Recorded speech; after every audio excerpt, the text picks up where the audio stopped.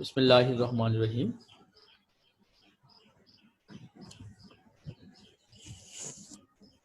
প্রিয় ছাত্রছাত্রীরা,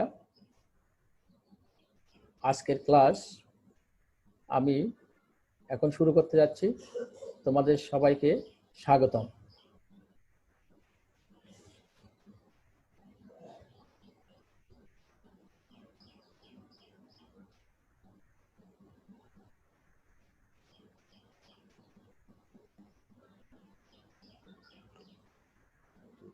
আমার পরিচিতি আগে আমি আমার পরিচিতি দিয়েছিলাম। অর্থনীতি পড়ুয়া সকল ছাত্রছাত্রীকে এই ক্লাস করার জন্য স্বাগতম।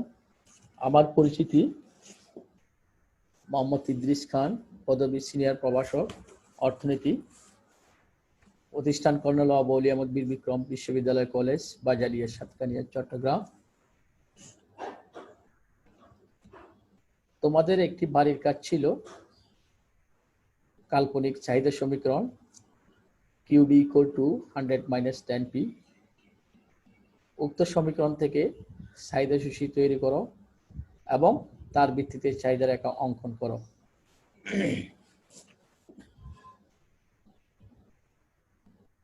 বাড়ির কাজ তোমরা কতটুকু করেছো জানি না, তারপরেও আমি সলিউশন করে দিয়েছি। আমাদের যে সমীকরণ ছিল সেখান থেকে একটা কাল্পনিক চাহিদা সূচী অঙ্কন করেছি। এখানে দুইটা কলাম। প্রথম কলাম দ্রব্যের দাম P, চাহিদার পরিমাণ QD। এখানে দাম যখন 2 টাকা, তখন সমীকরণে P এর মান 2 হলে চাহিদার পরিমাণ 80 একক। দাম বেড়ে 4 টাকা হলে চাহিদার পরিমাণ 60 একক।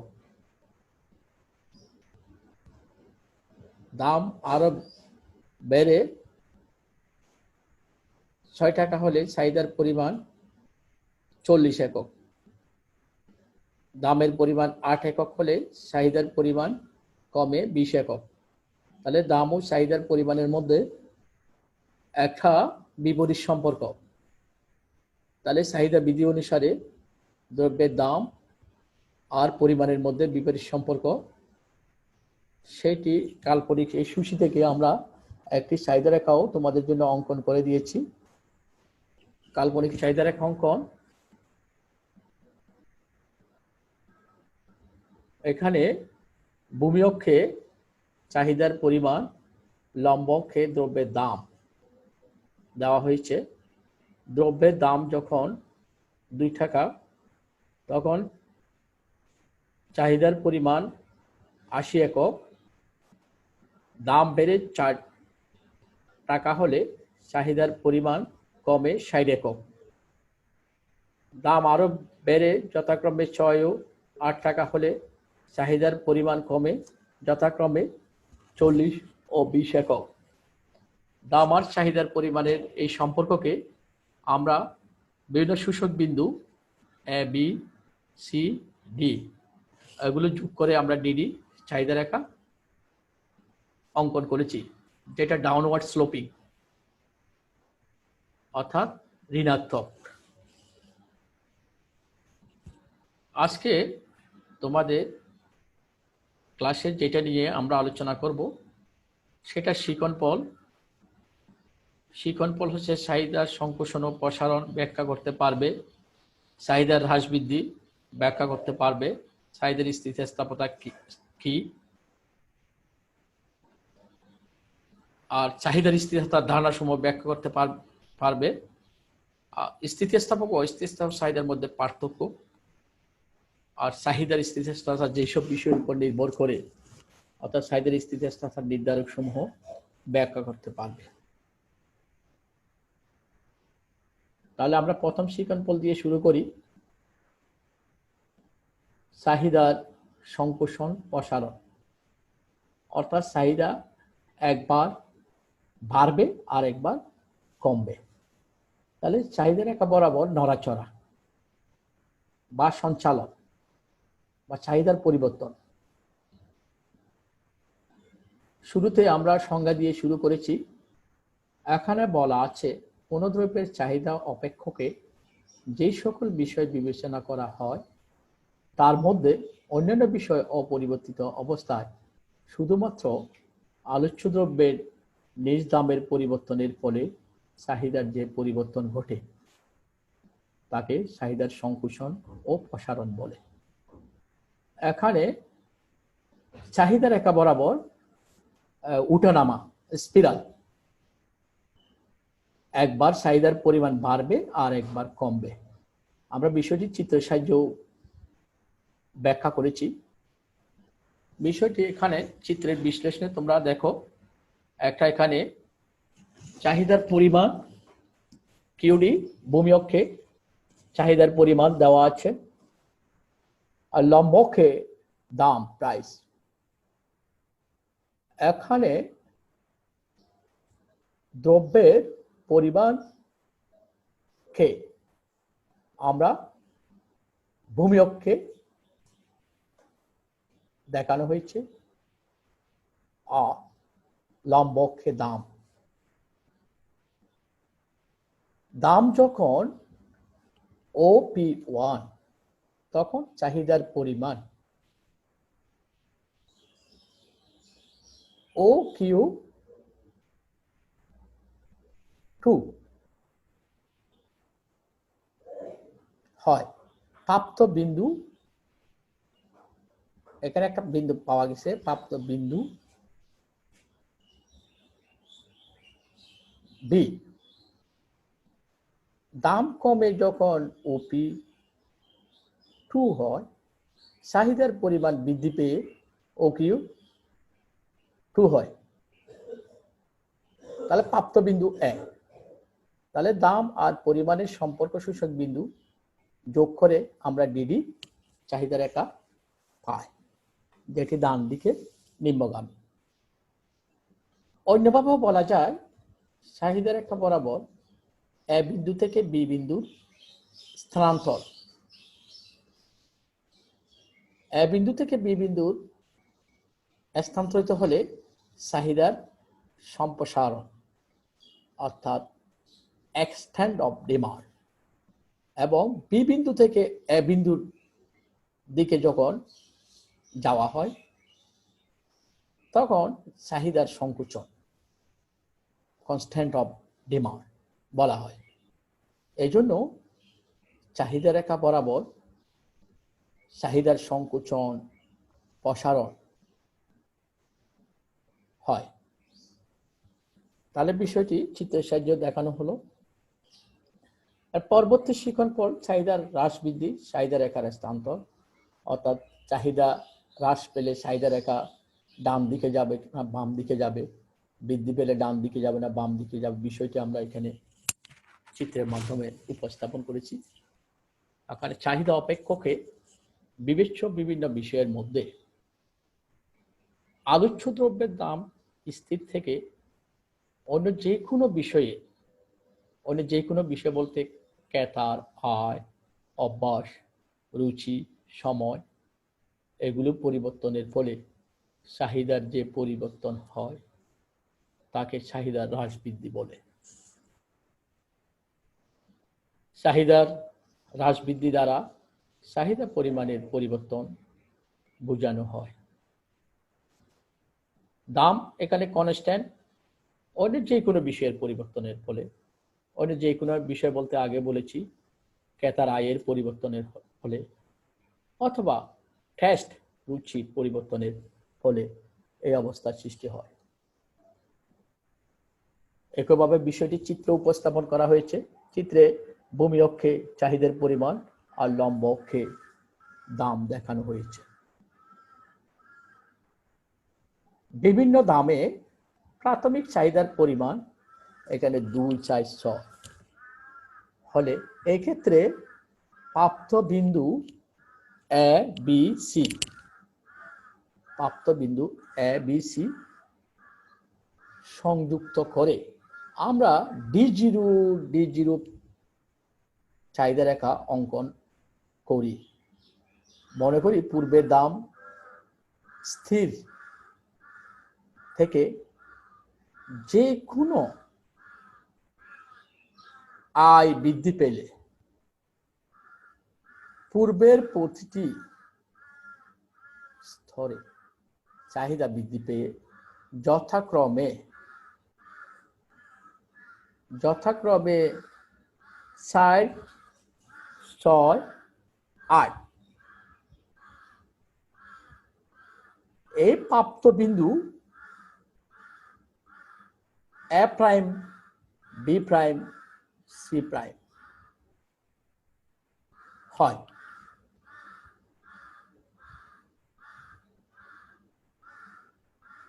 দাম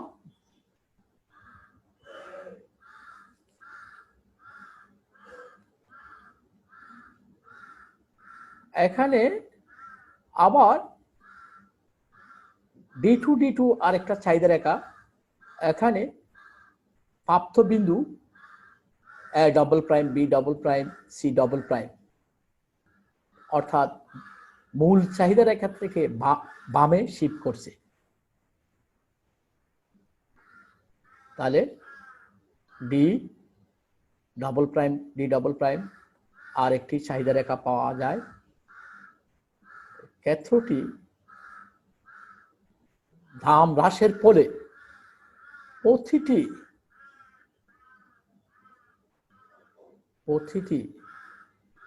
ভোক্তা চাহিদা হ্রাস পাবে।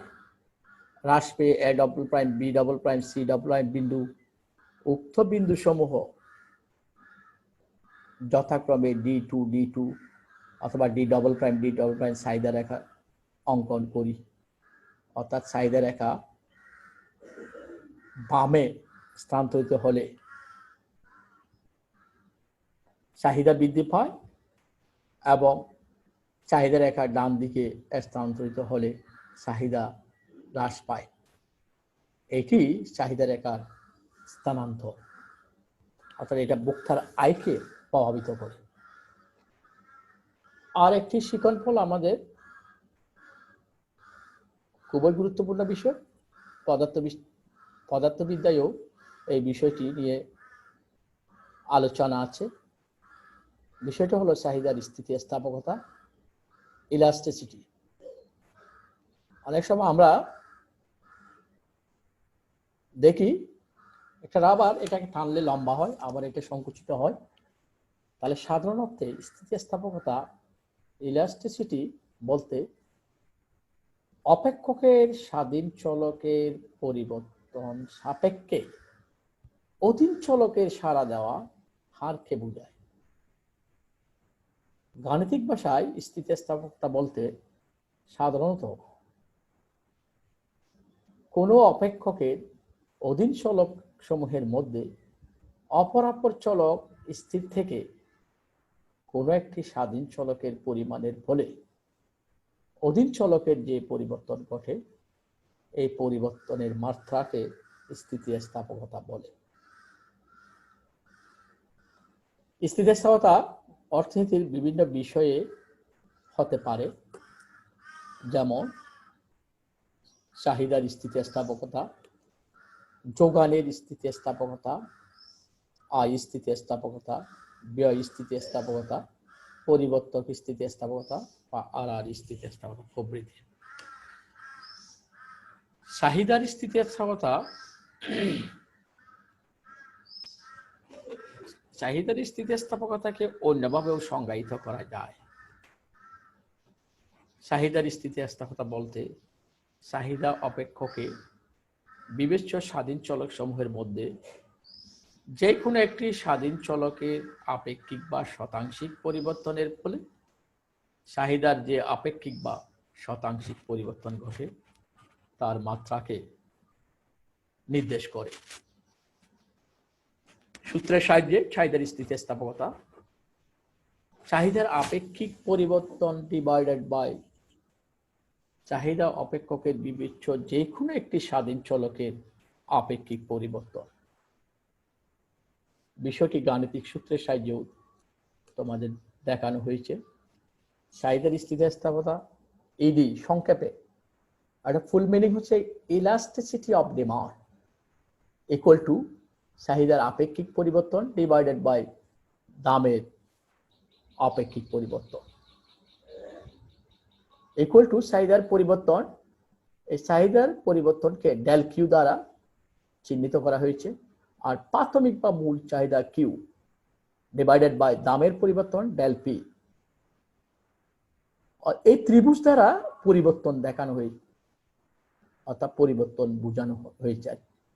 প্রাথমিক বা মূল দাম পি, তাহলে গাণিতিক সূত্র আমরা সংক্ষিপ্ত রূপে বলতে পারি del Q by Q divided by del P by P.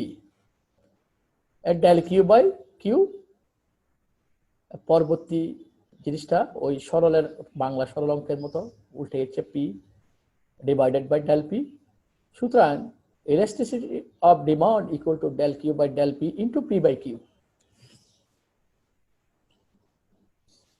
আর একটি শিকনপল স্থিতিস্থাপক ও স্থিতিস্থাপক চাহিদার মধ্যে প্রধান প্রধান পার্থক্য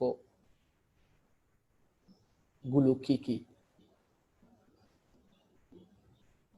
তাহলে আমাদের জ্ঞানের প্রশ্নে উত্তর, যদি জ্ঞানের প্রশ্ন করা হয় প্রথমে হয়তো স্থিতিস্থাপকতা কি, অনুধাবনে হয়তো পার্থক্যটা বেশিরভাগ এখানে হয়তো স্থিতিস্থাপকতা অস্থিতিস্থাপক দুটি পার্থক্য লিখতে বলতে পারে। এখানে আমরা পার্থক্যের বিষয়কে 3টা কলাম করে দেখাইছি। পার্থক্য লেখার সময় আমি আগের ক্লাসেও বলেছি সবসময় সংজ্ঞাটা লিখতে হবে।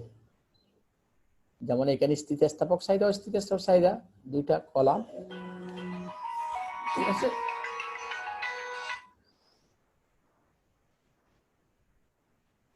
আমাদের এখানে যে স্থিতিস্থাপক চাহিদা অস্থিতিস্থাপক চাহিদার পার্থক্য, চাহিদার পরিবর্তনের হার অপেক্ষা দামের পরিবর্তনের হার কম হলে এদের অনুপাতকে স্থিতিস্থাপক চাহিদা বলে। চাহিদার পরিবর্তনের হার অপেক্ষা দামের পরিবর্তনের হার যদি অধিক হয়, অর্থাৎ ব্যাপক হয়, বেশি হয়, তার অনুপাতকে অস্থিতিস্থাপক চাহিদা বলে। স্থিতিস্থাপক চাহিদার মান, তাহলে স্থিতিস্থাপক আমরা যেভাবে মেজার করি, তাহলে স্থিতিস্থাপক চাহিদার মান 1 less than ED less than, তাহলে 1 less than ED একের অধিক, কিছু অসীমের চেয়ে কম, একের অধিক কিন্তু অসীমের চেয়ে কম, একের অধিক হতে পারে। অস্থিতিস্থাপক চাহিদার মান 0 less than ED less than 1।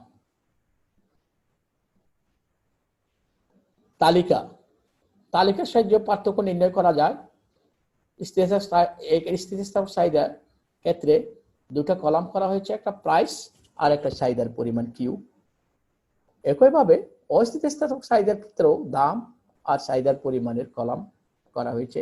এখানে দাম যখন 10 টাকা তখন চাহিদার পরিমাণ 100 একক, দাম যখন কমে 9 টাকা হয় তখন চাহিদার পরিমাণ বেড়ে 120 একক। তাহলে পরিবর্তন 10%, দামের পরিবর্তন 10% আর চাহিদার পরিবর্তন 20%।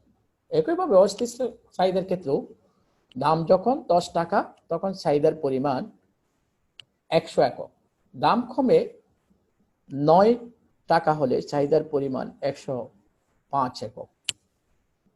তাহলে এই পরিবর্তনটা দামের পরিবর্তন 10% আর চাহিদার পরিবর্তন হয়েছে একটু 5%, তার একটু কম। তাহলে পার্থক্যে আরো অনেকগুলো বিষয় আছে। মোট ব্যয় পদ্ধতিতে স্থিতিস্থাপকতা নির্ণয় করা যায়, একইভাবে অস্থিতিস্থাপক চাহিদা নির্ণয় করা যায়। মোট ব্যয় পদ্ধতিতে এই ক্ষেত্রে দ্রব্যের দাম বৃদ্ধি পেলে মোট ব্যয় হ্রাস পায় এবং দাম হ্রাস পেলে মোট ব্যয় বৃদ্ধি পায়। এই ক্ষেত্রে দ্রব্যের দাম বৃদ্ধি পেলে মোট ব্যয় বৃদ্ধি পায় এবং দাম হ্রাস পেলে মোট ব্যয় হ্রাস পায়। রেখাচিত্রের সাহায্যেও পার্থক্য নির্ণয় করা যায়। এখানে স্থিতিস্থাপক চাহিদার ক্ষেত্রে ভূমি অক্ষের চাহিদার পরিমাণ, লম্ব অক্ষে দাম, প্রাইস। এখানে দাম যখন OP1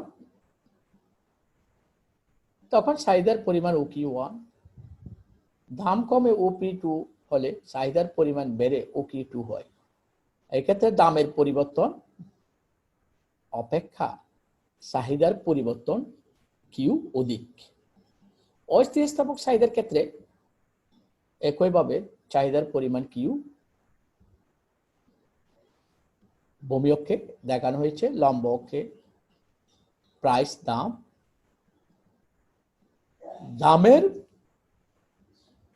দাম যখন OP1 তখন চাহিদার পরিমাণ OQ1,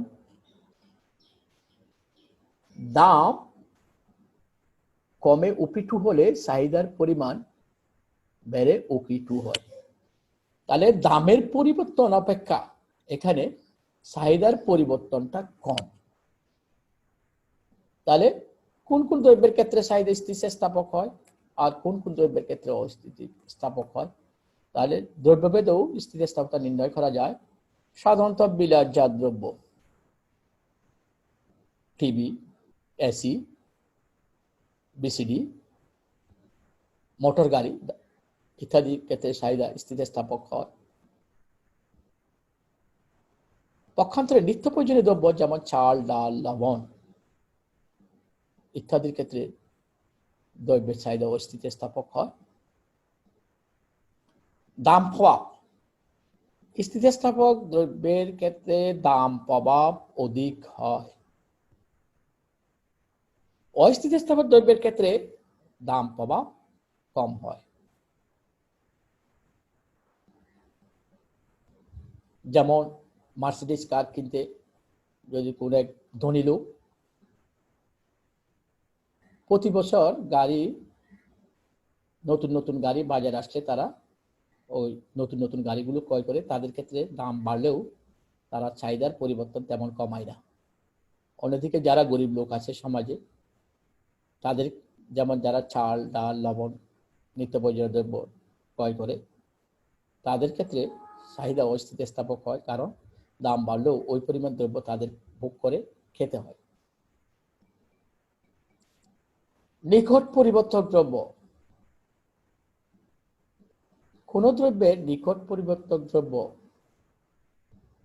সহজলভ্য হলে এক্ষেত্রে চাহিদা স্থিতিস্থাপক হয়। অন্যদিকে নিকট পরিবর্তক দ্রব্য সহজলভ্য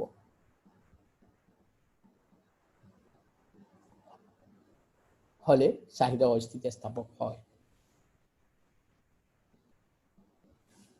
এখন আমাদের শেষের শিকড়ফল হচ্ছে চাহিদার স্থিতিস্থাপকতার নির্ধারক সমূহ।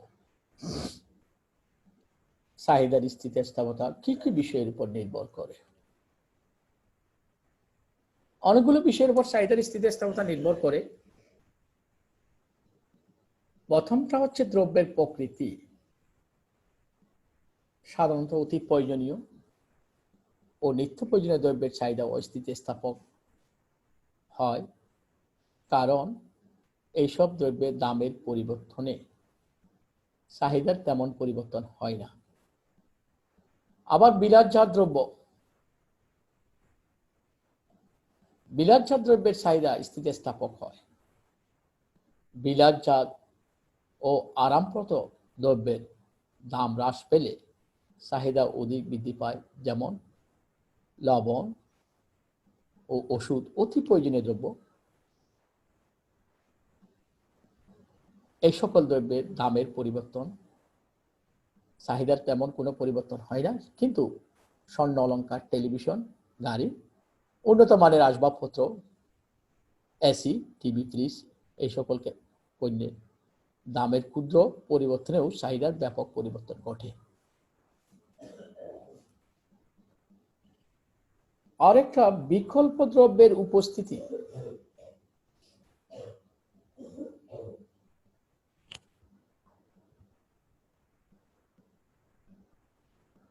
দ্রব্যের বিকল্প দ্রব্য যদি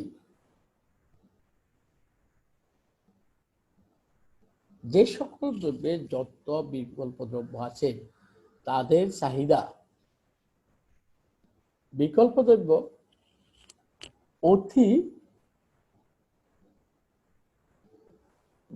সহজে, যেমন বিকল্প দ্রব্য, যে সমস্ত দ্রব্যের যত বিকল্প দ্রব্য আছে তাদের চাহিদা স্থিতিস্থাপক হয়, পক্ষান্তরে নিত্য প্রয়োজনীয় দ্রব্য চাহিদা স্থিতিস্থাপক হয়। আয়ের পরিবর্তন। সাধারণত যারা ধনী তাদের নিকট দ্রব্যের চাহিদা অস্থিতিস্থাপক হয়, কারণ দামের হ্রাস বৃদ্ধি ধনীদের উপর তেমন কোনো প্রভাব ফেলতে পারে না। কিন্তু যারা নিম্ন আয়ের লোক তাদের নিকট দ্রব্যের চাহিদা স্থিতিস্থাপক হয়।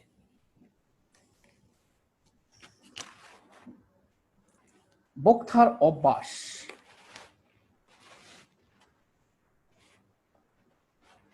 ভোক্তা অনেক সময় দেখা যায় যে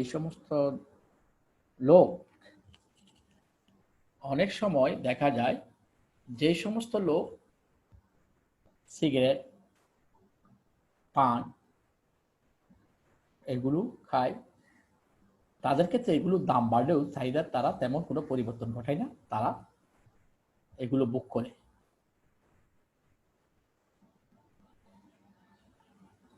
আর একটা বিকল্প দ্রব্য, যে দ্রব্যের বিকল্প দ্রব্যের দাম বেশি তাদের স্থিতিস্থাপকতা বেশি, কারণ এই সকল দ্রব্যের দাম হ্রাস বৃদ্ধি হলে বিভিন্নমুখী চাহিদা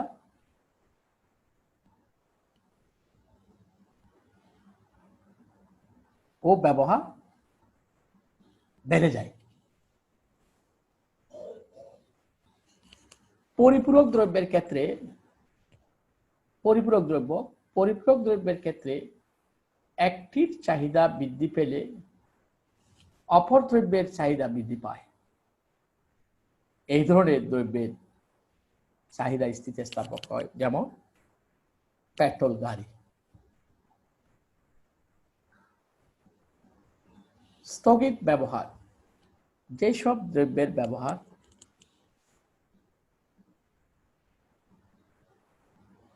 অনেকদিন যাবৎ স্থগিত অল্প সময়ের জন্য, সেই সব দ্রব্যের ক্ষেত্রে অল্প সময়ের জন্য ওইসব দ্রব্যের চাহিদা স্থগিত, এক্ষেত্রে এই সকল দ্রব্যের ক্ষেত্রে চাহিদা স্থিতিস্থাপক হয়।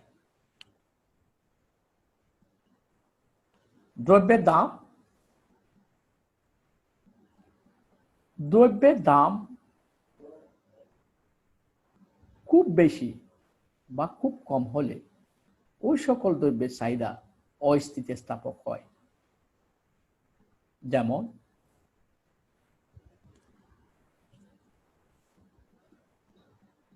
কোন দ্রব্যের দাম বৃদ্ধিতে ধনীদের ক্ষেত্রে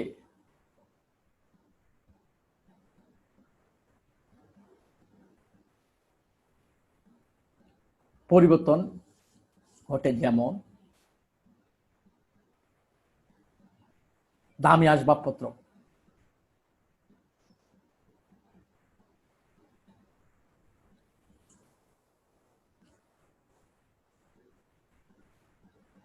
সবচেয়ে সময়ের ব্যবধানের উপরও চাহিদার স্থিতিস্থাপকতা নির্ভর করে।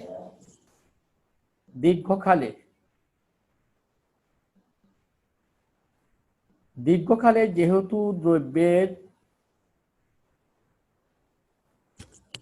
দ্রব্যের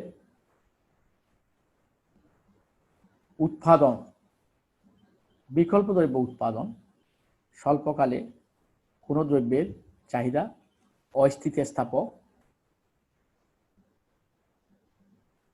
এই ক্ষেত্রে দীর্ঘকালে এইসব দ্রব্যের চাহিদা স্থিতিস্থাপক হয়।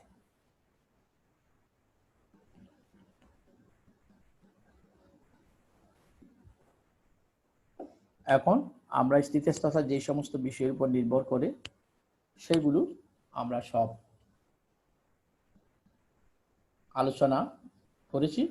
আর তোমাদের যদি বুঝতে কষ্ট হয় তাহলে তোমরা পরের ক্লাসে আমাকে প্রশ্ন করবা, আমি প্রশ্নের সরাসরি উত্তর দিব।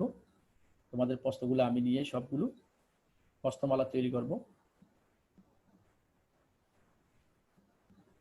তাহলে একটা তোমাদের জন্য শিকন ফলের আলোকে একটা বাড়ির কাজ দিলাম। বাড়ির কাজ হচ্ছে নিম্নলিখিত দ্রব্যগুলোর স্থিতিস্থাপকতা নির্ণয় করো।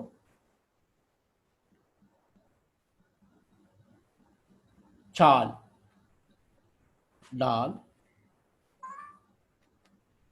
ডাল, তুল, স্বর্ণ অলঙ্কার, সিগারেট, কফি,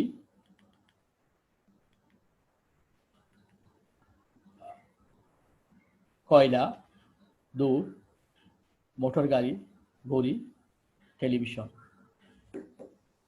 পরবর্তী ক্লাসে তোমরা এটা তৈরি করে নিবা। আর ভুল ত্রুটি হলে আমিও নিজে উত্তর তৈরি করে দেব তোমাদেরকে। তাহলে আবারও তোমাদের উত্তরোত্তর সাফল্য কামনা করি। ধন্যবাদ সবাইকে পরবর্তী ক্লাস দেখার জন্য।